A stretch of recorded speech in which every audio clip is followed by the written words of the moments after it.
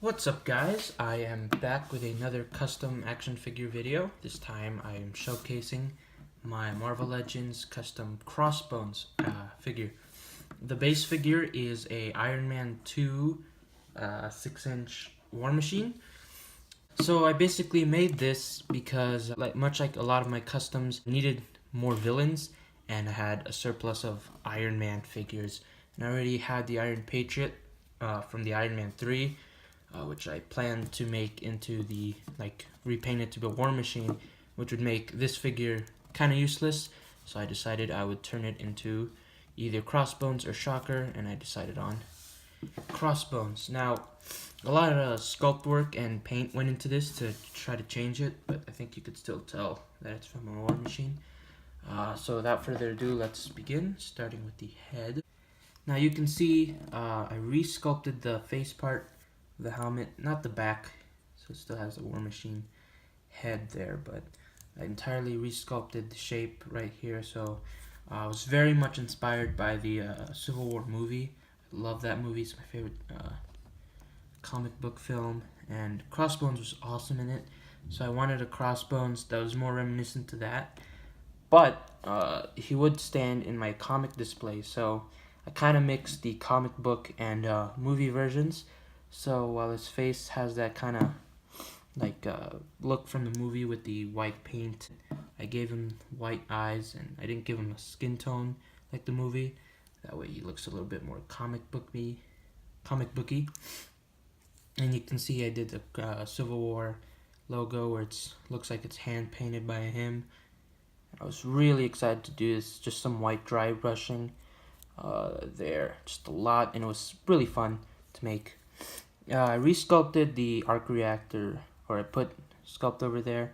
You can see I did some lines, and I re-sculpted the lower torso, and then added just a bunch of fodder pouches and pads and stuff to make it look, less like an Iron Man. Here's some straps, which aren't glued over here for the articulation's sake, so you can still move. I think these pouches are from a DC Icons Batman belt, and I think a lot of this is from a Ninja Turtles, I believe, Donatello from the movie. Right here, I re-sculpted it. I didn't really have a plan or design basing this off. This is more of a concept sort of look. So like I said, it's inspired by Civil War, but not exactly. This is a little bit more armored, and there's just a bunch of random kind of sculpt work I did. You can see this sort of like lines right there, just added. I don't know, I thought it would look cool. And here, have more of that going on. It's hard to see because of the shiny paint, but yeah. And I painted the whole guy, whole figure black, obviously, and then I did the white. Some parts have some brown, and I mixed the gold with silver and black and all sorts of colors. I made this bronze kind of color for those side things. Also, you'll notice there's just a bunch of tubes to go with that armor design. I didn't want this to be as sleek as an Iron Man. Some tubes just from a fodder, just rubber stuff. Attach this. In the movie, he has these sort of gloves that can like punching gloves. So that's what I did here. That's the concept I'm going for here with this tube. And so maybe it takes a lot of power to go into here. You can see I for the wrist or hand cover, I extended it so it looks like for punching, And I also added some fodder tubes that to make it look like he's holding onto them to really sell the idea that this is like a punching hand.